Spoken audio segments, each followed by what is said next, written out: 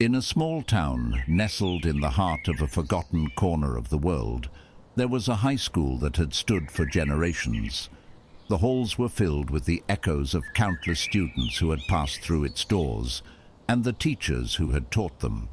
One such teacher was Mr. Samuel Carver, a middle-aged man with a greying beard and a reputation for being strict but fair.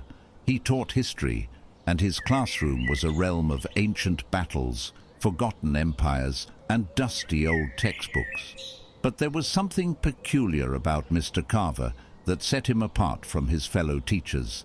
Each morning he would walk into the same classroom, his thoughts shrouded in a hazy fog, as if he was just emerging from a dream. Every day was like the one before, filled with the same lessons, the same students, and the same routine. It was as if time had stopped, and he was stuck in a never-ending cycle. Except for one student. Tommy Reynolds was a red thumb to Mr. Carver.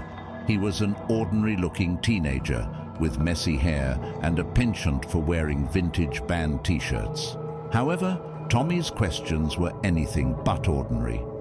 In the midst of discussing ancient civilizations or the intricacies of World War II, he would ask questions that sent shivers down Mr. Carver's spine. "Mr. Carver," Tommy would say with a knowing glint in his eye, "have you ever taken a life?" Mr. Carver would stumble over his words, denying any such experience, but Tommy's gaze bore into his soul, as if he could see through all the layers of deceit. This pattern continued for weeks, and each day Tommy's questions became more personal, more unsettling. He asked about the nature of karma, the price one had to pay for a life of violence, and the possibility of redemption. It was as if he was peeling away the layers of Mr. Carver's past, exposing his darkest secrets. Unbeknownst to Mr. Carver, this was no ordinary school. It was a realm between the living and the dead, where souls who were burdened by their past sins were sent to atone for eternity. Mr. Carver had once been a paid hitman, a man who had taken countless lives in exchange for money. It was a life of violence and darkness, and the weight of his deeds had led him to this purgatory. But Mr. Carver was unaware of his own sins. He had blocked out the memories of his past life, and this amnesia was his punishment.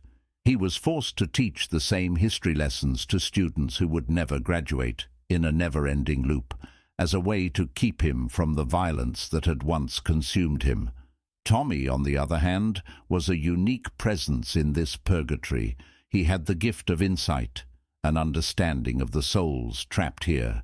He had been sent to this realm as a guide, a way to help those who were lost to find redemption. One day, as Mr. Carver left the classroom, Tommy stopped him in the hallway.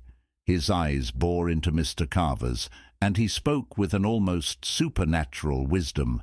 "You are here because of the lives you took, Mr. Carver. You must face your past, confront the darkness within you, and seek redemption. Only then can you break free from this cycle." Mr. Carver was shaken to his core. He knew that Tommy was not an ordinary student, but a messenger from the other side. As days turned into weeks, he began to confront the painful memories he had buried deep within his soul. He started to piece together the fragments of his past, the lives he had taken, and the guilt that had haunted him. With Tommy's guidance, Mr. Carver embarked on a journey of self-discovery.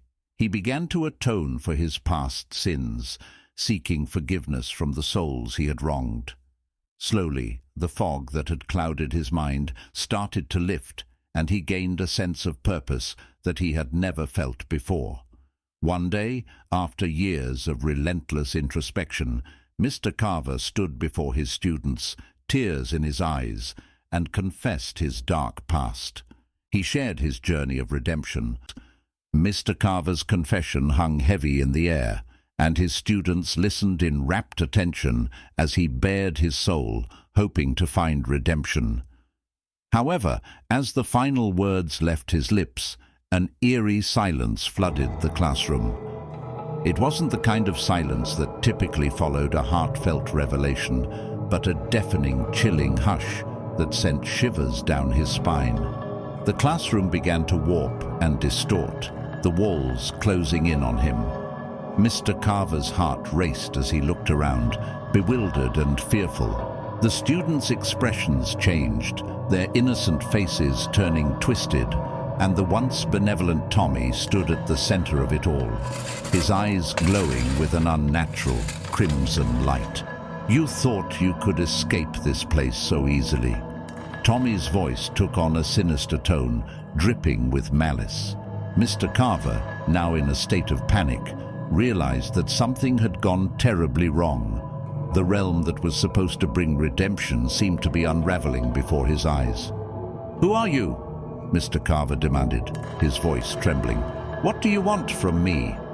Tommy's lips curled into a malevolent grin. "I am no angel, Mr. Carver.